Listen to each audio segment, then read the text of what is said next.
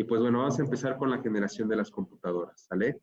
Este es el temario así como a grandes rasgos. Vamos a ver la generación de las computadoras, después vamos a ver introducción a la computación y al final la introducción a la programación, que es a lo que les digo. Vamos a empezar a programar. Ahí es donde vamos a instalar nuestro software y toda esta parte. Entonces empecemos con la generación de las computadoras, ¿va? Es lo primero que debemos de saber, ¿sí? Ok, bueno. La computadora como tal, que ustedes tienen ahí en su casa, que de hecho, pues es de la que están accediendo a su clase, a lo mejor algunos con un celular, a lo mejor algunos, bueno, una computadora más o menos sofisticada, pero al final de cuentas es eso, es una computadora. Tiene un inicio y estos inicios se fueron clasificando en generaciones, ¿sale? Entonces aquí tenemos un texto, dice, en la historia de la computación se habla de generaciones para referirse a las diversas etapas en la historia de su evolución tecnológica. Vamos a ver cómo empezaron las computadoras y vamos a ver, pues, cómo llegaron hasta lo que tenemos ahorita, ¿no? Los dispositivos inteligentes y toda esta parte. Entonces, a medida de que se fueron haciendo más complejas, más potentes y curiosamente más diminutas, esto se engloba en 5 generaciones en total. Entonces, vamos a empezar con la primera generación. ¿Sale? ¿Sería tan amable alguien de ayudarme a leer, por favor? David, ¿me podrías ayudar a leer la primera generación?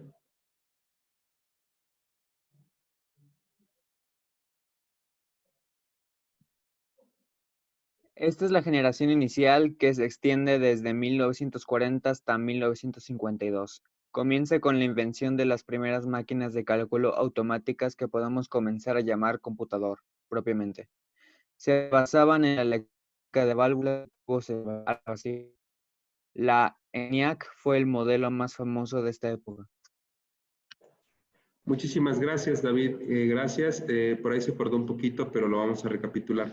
No es necesario que copien todo, ¿eh? No lo copien todo. Solamente anoten primera generación, anoten el inicio, que fue de 1940 a 1952, por ahí colóquenlo. Inicio y fin, algo así. Y coloquen lo más importante. ¿Qué podemos rescatar de aquí? Vamos a hacerlo, miren. Pues de entrada, la duración de esta generación que es de 1940 a 1952. Ok. Dice que empiezan las primeras máquinas de cálculo automáticas que se pueden empezar a llamar computadoras. Y se basan en válvulas y tubos al vacío, que son componentes que ahorita, pues bueno, ya no existen o por lo menos ya no existen para las computadoras, ¿sí? Y entonces podrían anotar eso, solamente la fecha de duración de la generación, los componentes principales, que es válvulas y tubos al vacío, y también coloquen esto, la ENIAC fue el modelo más famoso de esta época. La ENIAC, chavos, fue la primera computadora que existió y aquí está la foto de la computadora, ¿sí? Esta computadora, pues, ocupaba todo un primer piso de un edificio. Absolutamente todo el edificio o todo el primer piso era una sola computadora. Esto es una computadora. Si se dan cuenta, aquí está la persona que está operándola. La operaba a través de cables que se conectaban y se desconectaban. Aquí olvídense, para empezar, de portabilidad. ¿A qué me refiero? A que fuera portátil. Olvídense de que existiera pantalla y olvídense también de que hubiera un entorno gráfico. ¿A qué me refiero con entorno gráfico? Pues de entrada los iconos. Los iconos, por ejemplo, el de Spotify, el de Testing Program, el de Word, todos ese tipo de iconos es parte gráfica. Aquí ni de chiste que existieran, porque para empezar no había pantalla. Todo era a través de conectar y desconectar cables, que mandaban señales, que hacían cálculos y bueno, obtenían sus cálculos, pero pues bueno, fíjense bien, el tamaño de la computadora y los procesos eran lentísimos. Había procesos que ahorita hacemos en fracciones o milésimas de segundo, que a esa computadora le tomaba horas y horas procesar. Entonces, imagínense ustedes cómo empezó esta parte de la computadora. Obviamente no todos tenían una computadora en casa. ese concepto, de hecho, de tener una computadora personal ya se dio muchísimos años después. Esto solamente era meramente en organizaciones, en dependencias gubernamentales, no sé. Empezaba solamente para ciertas secciones, ¿sale? Entonces ahí está. La ENIAC es la primera. Si ustedes teclean ENIAC, se van a dar cuenta un poquito más de esta computadora. Bien, muchísimas gracias, David, por tu apoyo. Vamos con la siguiente. ¿Quién me podría ayudar a leer la segunda generación?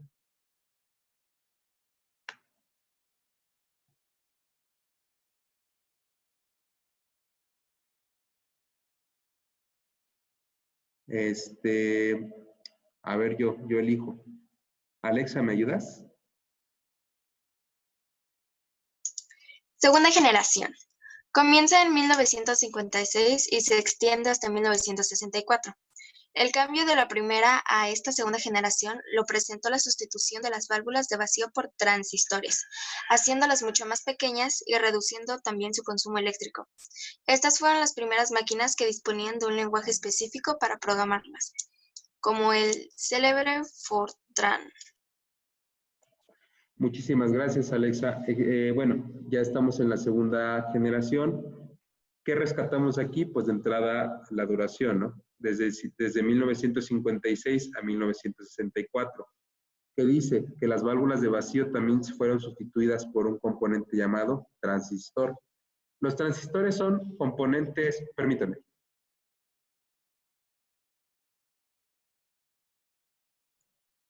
Sí, una disculpa. Los transistores son componentes electrónicos, ¿vale? Que, bueno, de alguna manera ya hacían los procedimientos más rápidos, pero pues todavía no era lo óptimo. ¿Sí? Y, bueno, aquí está algo importante. Se redujeron en tamaño y en consumo eléctrico. De hecho, que hay una foto de una de ellas. Fueron las primeras máquinas que disponían un lenguaje de programación. El lenguaje de programación se llama Fortran. Aquí les coloco una computadora, quiero que la vean. Este fue ya el primer modelo con teclado. No sé si con mouse, creo que no, pero sí con teclado. Y observen, dice IBM. IBM es una de las empresas, primeras empresas que empezaron a hacer este tipo de computadoras, ¿no? Aquí ya tenemos una pantalla, pero olvídense del entorno gráfico. Vuelvo a repetir. ¿A qué me refiero con entorno gráfico? Ya lo dije hace rato, ¿no? Los iconos, que la barra de tareas y toda esa parte. Aquí nada más eran puras letras o instrucciones más bien, que ustedes las iban leyendo y iban confirmando sí o no, o hacían operaciones, etcétera, etcétera. ¿Vale? Entonces, bueno, aquí está, digamos, la segunda generación de 1956 a 1964. ¿Sí? Aquí nacen las computadoras con transistores, se reduce el tamaño, se reduce el consumo eléctrico y empiezan a tener su lenguaje de programación, Fortran. ¿Sí? Bien, ¿hasta aquí hay alguna duda? No, ¿verdad? Bueno, voy a continuar. Vamos con la tercera generación. La tercera generación la voy a leer yo. Ok, dice así, tercera generación. Desde 1965 hasta 1971 se extiende esta tercera generación, que vino determinada por la invención de los circuitos integrados. Ahorita les explico qué es un circuito integrado. Esta tecnología revolucionaria permitió aumentar la capacidad de procesamiento de las máquinas, a la par que reducían sus costos de manufacturación. Ok, ¿qué puntos importantes tenemos aquí? El primero, pues la duración de la tercera generación. Segundo, aquí ya las computadoras empiezan a hacer con circuitos integrados. Los circuitos integrados son estos de aquí, miren, los que les muestro. Si ustedes abrieran algún tipo de aparato, se van a dar cuenta que tiene miles, bueno, no miles, bastantes componentes electrónicos, como estos cilindritos que se llaman capacitores, y estos son los circuitos integrados. Tienen cierta programación, tienen ciertas instrucciones y van soldados a esta placa verde. Es una placa en donde se soldan estas patitas llamadas pines, ¿sale? Si ustedes abren una computadora, de hecho por aquí tenía tenía una, pero no sé dónde quedó.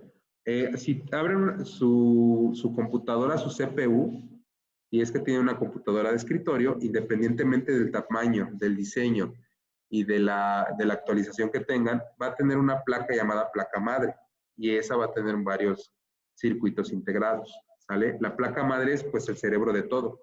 Sin la placa madre no, pues no hacemos nada, ¿no?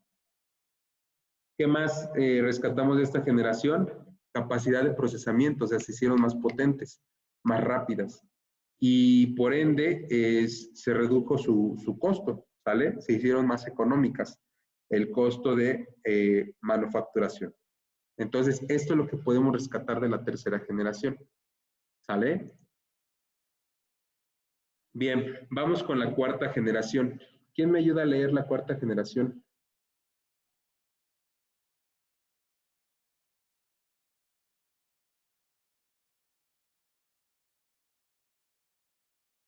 ¿Me ayudas, Bastián?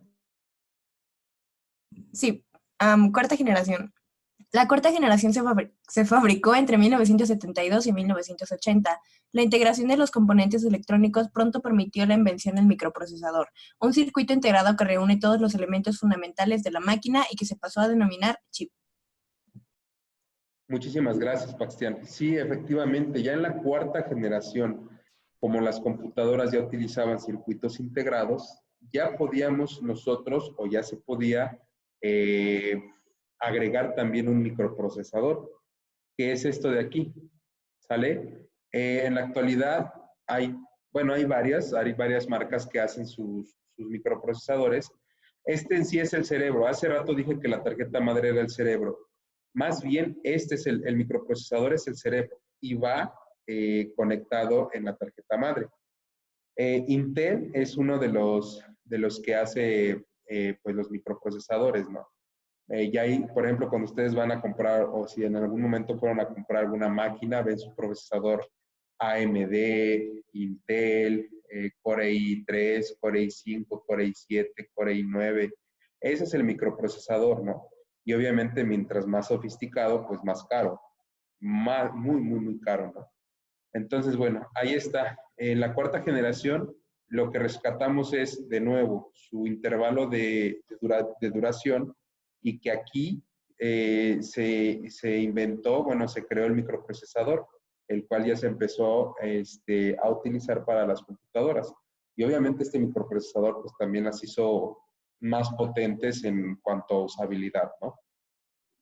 Entonces, bueno, también se llamó o se denominó chip, ¿no? Entonces, bueno, esa es la cuarta generación. Ya estamos muy próximos, ¿no? A estos años. Vamos con la quinta generación. A ver, ¿quién me ayuda, por favor? Natalia, ¿me ayudas a leerlo, por favor? No sé si se escucha bien. Sí, se escucha bien. Ok. Esta generación es la más reciente. Comenzó en 1983 y aún sigue vigente en la actualidad. La computación se diversificó enormemente. Se hizo portátil, liviana y cómoda. Gracias a Internet expandió sus fronteras de uso hasta límites nunca antes sospechados. Muchísimas gracias, Natalia, por tu apoyo. Sí se escuchó bien, ¿eh? Estamos en la quinta generación, ¿sí? Lo acaba de decir su compañera. Bueno, aquí les coloco un celular. Hago referencia a los celulares que tenemos actualmente. Independientemente de la marca, independientemente del modelo, pues ya tenemos nosotros la portabilidad, de lo que les decía, ¿no? Ya son portátiles, ya son livianas, ya son cómodas. Lamentablemente en muchos casos y en muchas marcas ya son frágiles. Si se les cae, se les puede estrellar la pantalla. Esas son como las cosas, ya las desventajas. Pero bueno, a ver, les pongo un ejemplo. Visualicen su celular, el que tengan ahí a un lado o ya sea el que tienen ustedes o el que les prestan, no sé. Compárenlo con la ENIAC. No hay punto de comparación, ¿no? ¿Cómo empezó la ENIAC? O más bien, ¿cómo empezó esto de la computadora y cómo va terminando? Bueno, no terminando, más bien, ¿cómo va avanzando? Porque dentro de 2 años vamos a ver un celular con nuevas características, una computadora una laptop que ya ni siquiera se llaman laptops, ¿no? Ya se llaman notebook, porque todavía son más compactas, más pequeñitas, más livianas, ya tienen otras formas de conectarnos para dispositivos externos llamados periféricos, llámese una impresora, llámese una pantalla. Ya el cable VGA ya es una cosa de tiempo atrás, yo no sé si lo conozcan, el HDMI también ya lo estamos desechando, ya ahorita es la conexión inalámbrica para el internet, ya olvídense, conexión alámbrica. Entonces, se dan cuenta, y ahorita estamos en una generación, no podemos decir que es la última, ¿no? Porque de ahí vienen cosas, bueno, la tecnología avanza, chavos, es lo que quiero que les quede claro. Y a lo mejor hagan un poquito de memoria, ¿qué celular tenían hace 3 años? Compárenlo con el que tienen ahorita, a lo mejor tienen el mismo, qué bueno, o a lo mejor no, a lo mejor se les mojó, se les rompió, lo cambiaron, etcétera, etcétera. Entonces, comparen el de hace, no sé, si es su primer celular, pues bueno, ya se irán dando cuenta después, ¿no? Cuáles van a ser las características, cuáles van siendo las mejoras, ¿no? Entonces, pues bueno, estamos en la 5ª generación. ¿Qué podemos rescatar de aquí? Pues que son más poderosos, más ligeros, se pueden llevar a donde sea. Y pues hasta aquí terminamos esta parte de la generación de las computadoras. ¿Hasta aquí hay alguna duda? ¿Todo bien? ¿Todo claro? Perfecto. Bueno, esto es, digamos, la primera parte. Yo espero que lo hayan, se les haya hecho interesante más que nada, ¿no? Siempre nos hablan de historia, pero la historia abarca muchas cosas, ¿eh? Esta es la historia de las computadoras. Siento yo que es interesante, ¿no? Entonces, bueno, ahí está. Bueno, vamos ahora a pasar a la introducción a las computadoras, ¿sí? Introducción a las computadoras. Ya dejamos atrás las generaciones, ahora vamos a empezar con lo de las, como tal, las computadoras. Déjenme ver qué horas son, 10:50. Ahorita en un ratito nos vamos. Vamos a empezar con una definición. Yo la voy a leer, ¿sale? ¿Qué es una computadora? Bueno, una computadora es un sistema electrónico diseñado para procesar grandes cantidades de datos a alta velocidad con el fin de generar información útil en el proceso de toma de decisiones. Eso es una computadora. No necesariamente tiene que ser una computadora de escritorio, ¿eh? Puede ser una laptop, puede ser una notebook, puede ser su celular, ¿sí? Todo aquello que compute, o sea, que haga cálculos, que haga, aquí lo dice, ¿no? Procesa cantidades de información a alta velocidad. Eso es una computadora, ¿sale? Para que les quede claro. Ya varían sus formas, varían sus presentaciones, pero al final de cuentas es eso. Si nos ponemos a pensar, un celular cumple esto, ¿no? Sistema electrónico, procesa grandes cantidades de datos a alta velocidad y con el fin de generar información. Acuérdense que los datos por sí solos no me dicen nada. Ejemplo de dato, gato, perro, hola. Pero ya, si nosotros juntamos los datos, esos datos me generan información y esa información ya tiene un fin, ¿sale? Entonces, procesamos datos a alta velocidad, eso también es importante, a alta velocidad, ¿sale? Un ejemplo de algo, pues un WhatsApp. Yo creo que por ahí tienen conocidos en otros países, el WhatsApp les llega en fracciones de segundo, ¿sí?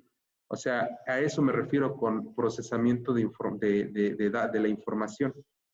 Y pues bueno, para toma de decisiones, eso pues ya, eso se hace en absolutamente todos lados. Tiene un fin esta información, a eso quiero llegar. Bien, se le llama sistema de cómputo a la configuración completa de una computadora. Ya vimos que es una computadora. Ahora, esta computadora, o un sistema de cómputo más bien, se va a clasificar o tiene 3 cosas importantes: el hardware, el software y los periféricos. ¿Sale? Vamos a ver qué es cada cosa, ¿sí? Pues va de nuevo. Se le llama sistema de cómputo a la configuración completa de una computadora. Cuando ustedes ya, o sea, imagínense que ustedes van y compran una computadora. Por ejemplo, si van a Liverpool, pues ya se las dan funcionando, ¿no?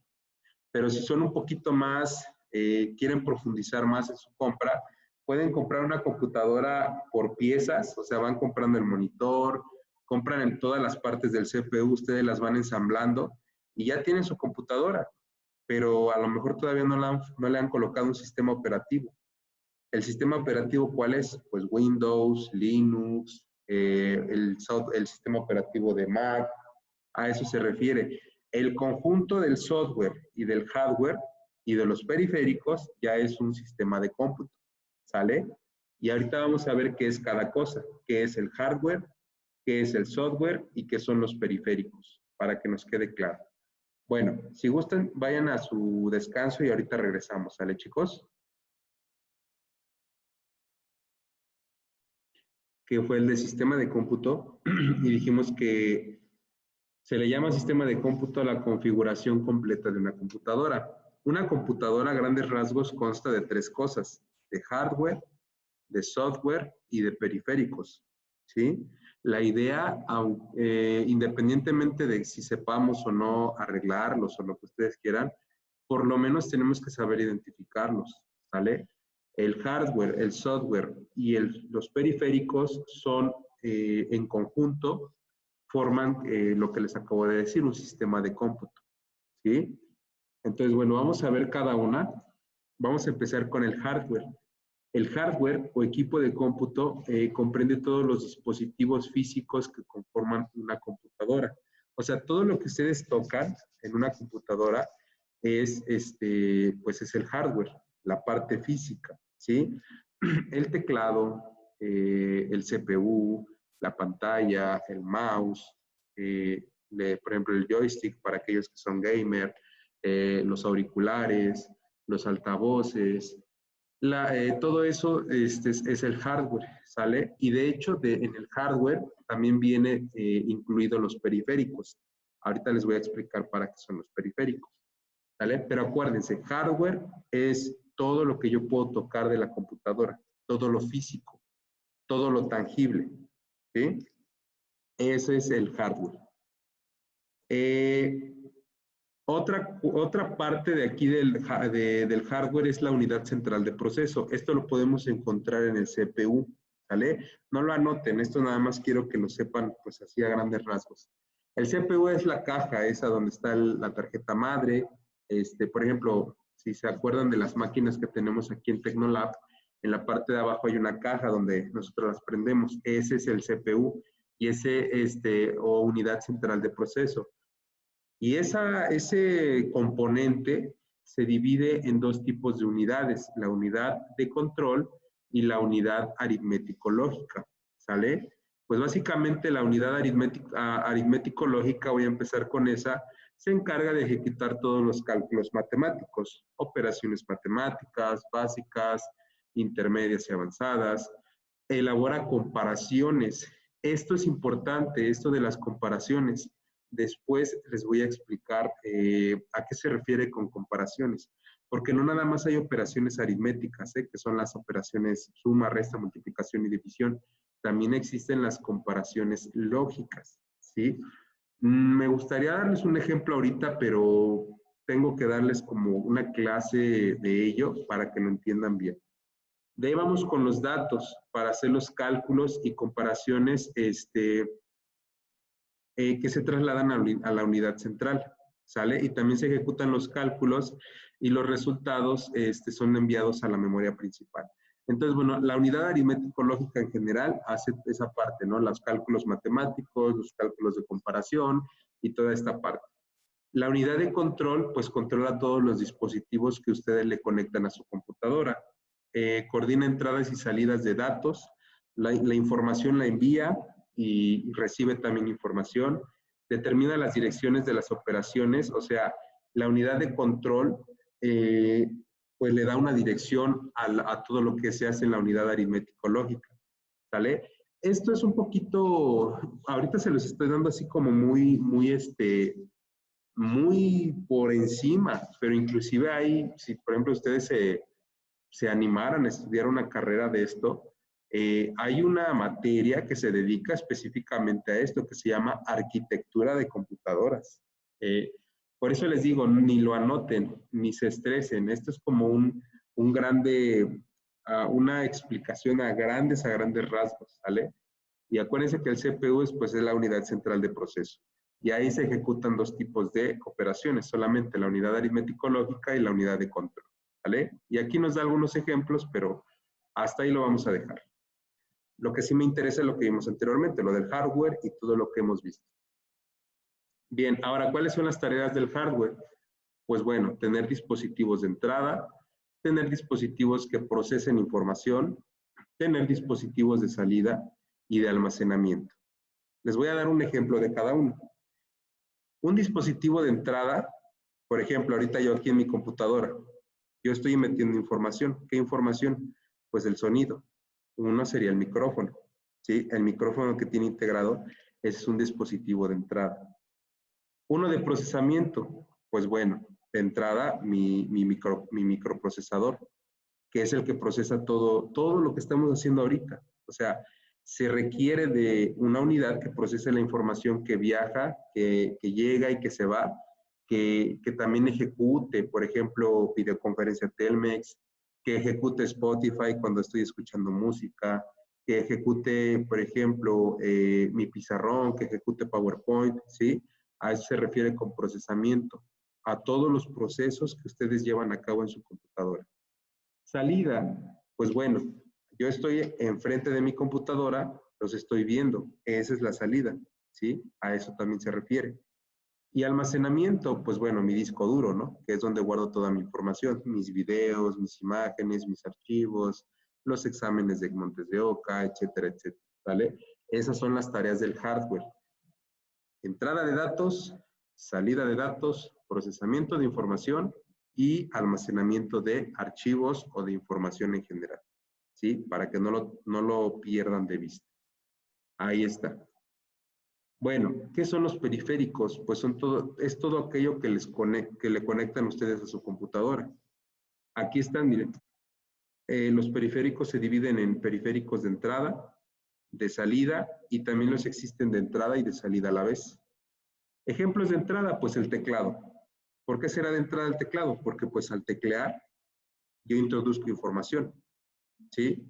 Por ejemplo, ahorita voy a abrir el chat y les voy a colocar hola a todos. A eso hace referencia que es un dispositivo de entrada, mi teclado. Les acaba de llegar información. El mouse, pues ni se diga, ¿no? Porque el mouse nos sirve para ejecutar programas, nos sirve para seleccionar, nos sirve para muchas cosas, para subrayar. En mi caso, me sirve ahorita para mostrarles, miren, que estoy señalando que el periférico de entrada, uno de ellos es el ratón, ¿sí? Eso también es una entrada. El escáner, pues es más que obvio, ¿no? Ustedes tienen un documento, lo escanean, se guarda en su computadora, eso es una entrada. O sea, todos los dispositivos que se conecten a su computadora y que permita introducir información, ya sea documentos, ya sea texto, ya sea audio, ya sea lo que sea, se le llama entrada. La tableta digitalizadora, pues hace rato estaban con el profesor, bueno, estábamos en matemáticas, estaba dando la clase de ecuación cuadrática, igual el profesor de avanzado. Tenemos una tablet, los dos, sale una tableta Wacom con la que nosotros hacemos los cálculos. A eso hace referencia con entrada. Y el micrófono, pues ahorita estoy hablando, tengo aquí unos audífonos austeros, unos audífonos ni muy caros ni muy económicos, pero tienen su micrófono y pues ustedes me escuchan, ¿sí? A eso hace referencia con entrada. Ahora vamos con dispositivos de salida. Pregunta, ¿les queda claro que el monitor, la impresora y los altavoces son dispositivos de salida? ¿Sí les queda claro el por qué? ¿Sí? El monitor, porque arroja material visual. La impresora, porque arroja material físico, ¿no? Que en este caso es, pues, impresiones, ¿va? Pueden ser en acetato, en hoja blanca, en hoja de color, en opalina, no lo sé. Esa es la impresora. Y el altavoz, pues, ¿por qué? Porque arroja audio, ¿sale? Ahí está. Son ejemplos de dispositivos de salida. Y miren, aquí tenemos dispositivos de entrada y de salida. La pantalla táctil, así la de su celular, es una pantalla táctil. Esta es de entrada y de salida, ¿sí? Porque yo visualizo lo que me escriben, por ejemplo, pues no sé, mis amigos, aquí por ejemplo visualizo la foto de mi bebé, ¿sí la ven? Pero también me sirve para escribir, ¿no? Que en WhatsApp, para buscar una canción en Spotify, pues para jugar, para utilizar Cam Scanner, para afinar una guitarra, aquí tengo unos afinadores, ¿sí me entienden? Para hacer transacciones bancarias con mi app, hacer mi pago de Easy, ver Facebook, ¿sí? Entonces, por eso es entrada y salida. La impresora multifuncional, pues obviamente no es una de entrada y salida, porque aparte de ser impresora también es escáner y también es fax y no sé qué tantas cosas. La multifuncional es entrada y salida. La impresora por sí sola es de salida, nada más. Y el escáner por sí solo es de entrada, ¿va? Pero la multifuncional, como tiene todo, pues es entrada y salida. Y pues bueno, miren, aquí dice auriculares con micrófono. Repito, aquí tengo mis audífonos, miren, esto es de entrada y salida, porque los tengo conectados, los escucho y ustedes también me escuchan, tiene su micrófono integrado. Entonces, bueno, hasta ahí yo espero que les haya quedado claro a qué me refiero con periféricos. Hay más periféricos, está la webcam, está el joystick, hay muchísimos periféricos. Comunes también y otros no tan comunes. Un ejemplo de un periférico no común, pues un lector de código de barra, ¿sí? El lector pues solamente se utiliza, por ejemplo, en los Oxxos. No sé si han ido a comprar y tienen su computadora y les pasan el escáner para saber qué es lo que están comprando. Ese no es muy común. Es un dispositivo de entrada, sí es de entrada, sí, porque escanea y manda información a la computadora. Pero no es común, es comercial, solo por el ámbito comercial. ¿Va? Otro periférico es el de estas terminales, donde meten su tarjeta para hacer pagos, pues también, ¿no? Esa es otra. Ese es muy común en los supermercados. Bueno, ahí vamos. Hay más periféricos, miren, de almacenamiento, el disco duro, el disquete. Bueno, el disquete ya no existe. El CD ya se está desplazando, el DVD igual. Ahorita podemos decir que existe la memoria flash y el disco duro.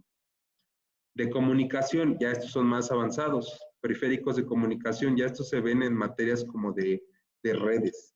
El módem, el routador, el hub, switch, tarjeta de red, tarjeta de Bluetooth, etcétera, etcétera. Estos ya son de comunicación. Ya son un poquito más avanzados. Yo creo que de ley todos conocemos el módem, ¿no? Que es donde está la clave, la contraseña de internet, etcétera, etcétera. Y pues bueno, ahí está. Vamos ahora con el software. ¿Serías tan amable de ayudarme otra vez, David, a leer esta definición? El software son las instrucciones codificadas electrónicamente que dirigen a la computadora para realizar las funciones que desea el usuario. Es todo aquello que no es tangible. Muchísimas gracias, David. Sí, exactamente. Instrucciones codificadas electrónicamente. Chequen, instrucciones codificadas. Codificar es sinónimo de programar. Por ejemplo, ¿qué sistema operativo tienen ustedes en su computadora? Pues yo supongo que tienen Windows, yo supongo que tienen Mac, algunos tendrán Linux. En su celular, pues tienen, si es pues depende del dispositivo, ¿no? Puede ser Android, ¿no? Puede ser el de Apple. Para aquellos que utilicen Huawei, ven que desplazaron Android. Huawei ya tiene su propio sistema operativo. La verdad no sé cuál sea, pero a eso se refiere con sistema operativo, que es un software que me permite, pues a mí, utilizar la computadora. Son instrucciones codificadas electrónicamente y estas dirigen a la computadora. ¿Ustedes podrían utilizar una computadora sin software? Pues no, no existiría. Si no tienen un software instalado, lo único que pasaría al encenderla, diría, no existe sistema operativo, así en letras blancas, pantalla negra y se acabó. No habría otra cosa, ¿sí? Y bueno, esto de aquello no tangible, esto me gusta, no tangible, no se puede tocar. ¿Podemos tocar el icono de Word? Pues no. ¿sí? Eso es lo no tangible. Sí lo podemos visualizar, está ahí en la pantalla, pero no lo podemos tocar. No podemos tocar, por ejemplo, yo aquí tengo este cuadro, no sé si se vea, creo que no. Yo los estoy visualizando a todos con sus cámaras activas, pues no puedo sacar esa ventana, no la puedo tocar, ¿no? Pues no es tangible, ¿sale? Entonces, todo el software, incluyendo el sistema operativo y todos los programas que ustedes utilicen, pues es el software, lo no tangible, ¿no? Aquí tengo yo ejemplos de software, pues videoconferencia Telmex. Tengo un entorno de desarrollo para programar en Java que se llama Eclipse. Tengo Adobe para abrir mis PDFs. Tengo Word, Excel, PowerPoint. Tengo Google Chrome. La papelera de reciclaje. Tengo Spotify. Entonces, esos son ejemplos de software. ¿Sale? Ni más ni menos. Bien. ¿Hasta aquí hay alguna duda, chicos? ¿Vamos bien? ¿Sí, vamos bien? Ok. Bueno. Vamos ahora a la parte ya de los programas. Fíjense bien. Definición de programa. Dice, es una secuencia de instrucciones que permiten realizar una tarea. Grábenselo bien. Secuencia de instrucciones que permiten realizar una tarea. Para la computadora se escriben utilizando lenguajes especiales, especificando todas las operaciones y el orden de ejecución. Observen, esta definición me va a ayudar un chorro. ¿Sí? De hecho, esta definición sí voy a necesitar que la copien. ¿La podrían copiar, por favor? Programa, definición de programa. ¿Qué dijimos que es un programa? Entonces, es una secuencia de instrucciones que permiten realizar una tarea. ¿Sí? Para preparar, por ejemplo, un licuado de fresa, pues son una serie de instrucciones. ¿Sí? Eso también es un programa, chavos. La programación no nace en los equipos de cómputo, ¿eh? Nace desde que nosotros nacemos, desde que nosotros tenemos que hacer algo, ¿sí? Por ejemplo, colocar nuestra ropa sucia en su respectiva cesta también es un programa.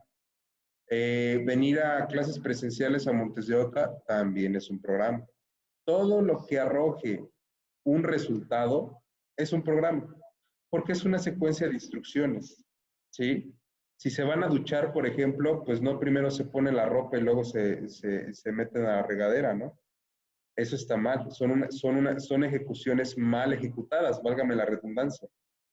Aparte de ejecutar estas instrucciones, deben de llevar un orden, y ese orden debe de ser lógico, ¿sí?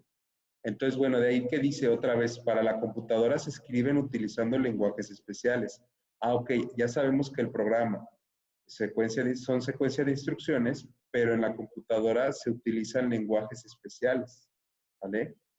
Y aquí se especifican todas las operaciones y el orden de ejecución. Vuelvo a repetir, hay cosas que podemos hacer en donde sí pueden variar las instrucciones, es decir, el orden, pero hay lugares donde no, o hay cosas donde no puede variar el orden.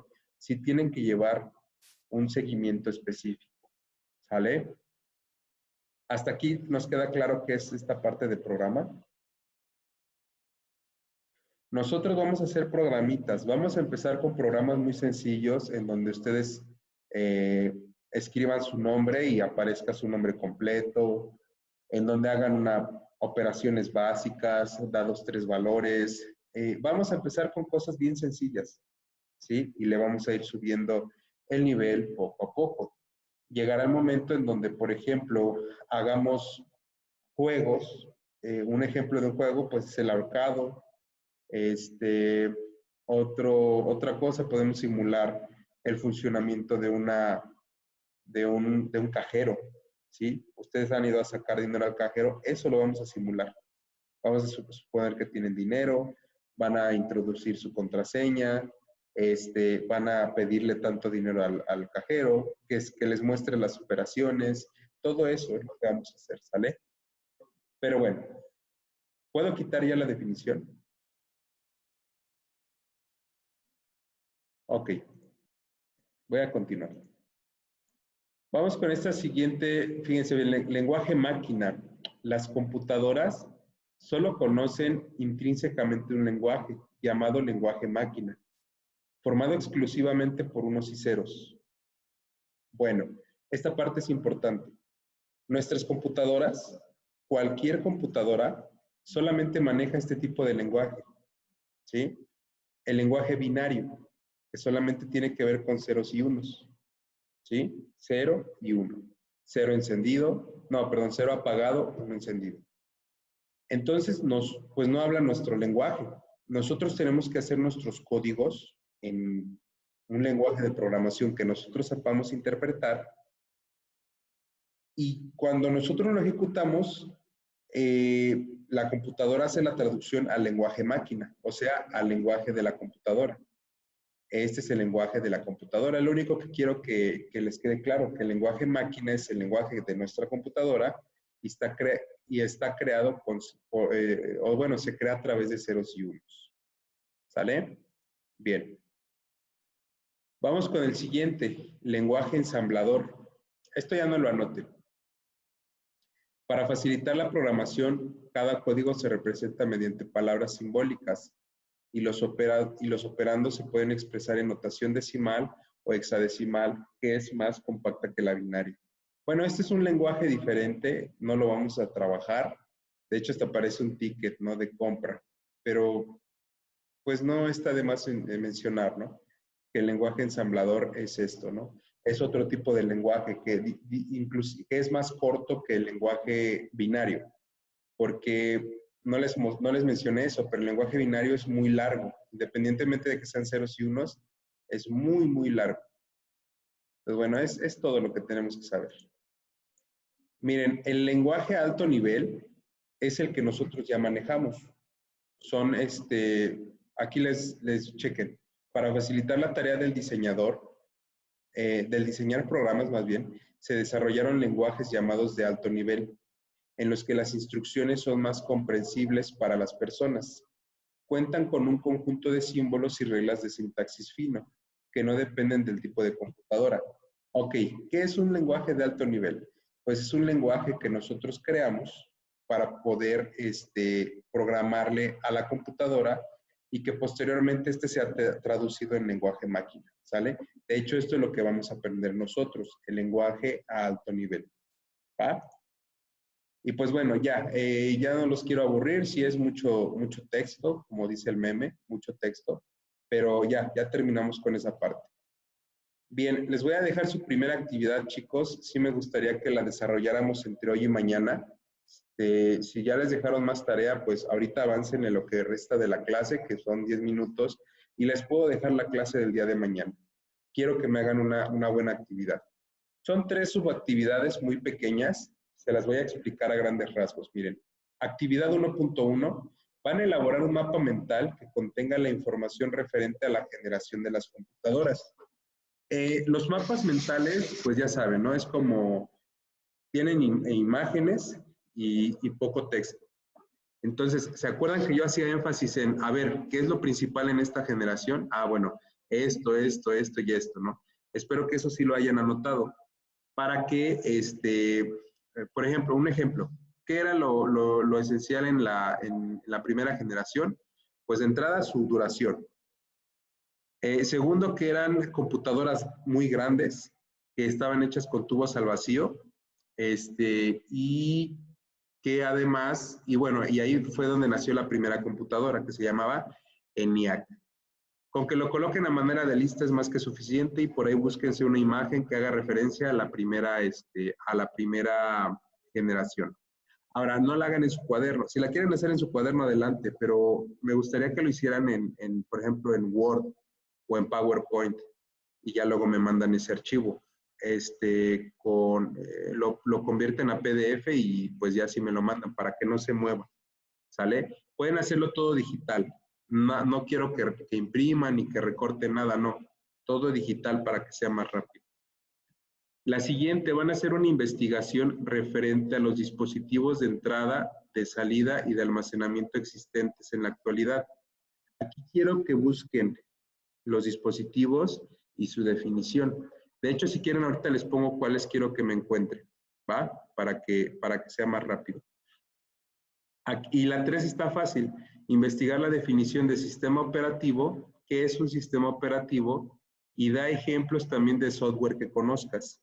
O sea, busquen la definición de sistema operativo y pongan ejemplo de software que conozcan. Yo les di ya varios ejemplos hace rato, ¿no? Un ejemplo era Spotify, Word, Excel, o sea, todo lo que le instalen a una computadora, todo lo que se le puede instalar.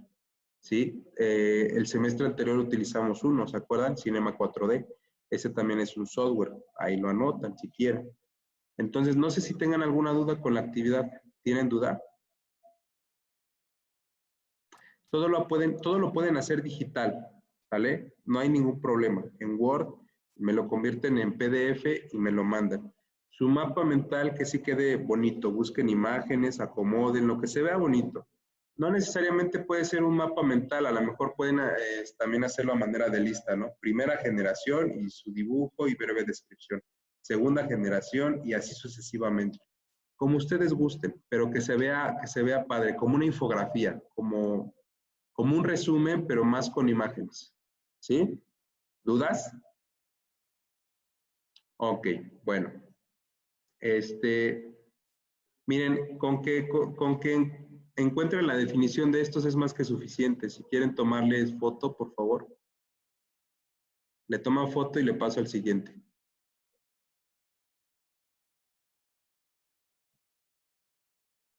Ok, buscan la definición de estos. Era la segunda actividad.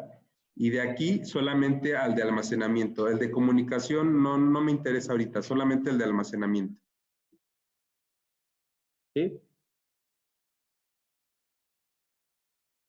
Repito, esta es para la actividad 1.2, que era esta de acá. Aquí ya me pasé. Que era esta, la 1.2. Investigación referente a los dispositivos de entrada, salida y almacenamiento. Bueno, ahí está. Entonces les vuelvo a colocar ahí la actividad, por favor. Y pues, si pudieran empezar a trabajarla. El día de mañana también la pueden trabajar en clase, así es que no hay ningún problema. ¿Vale?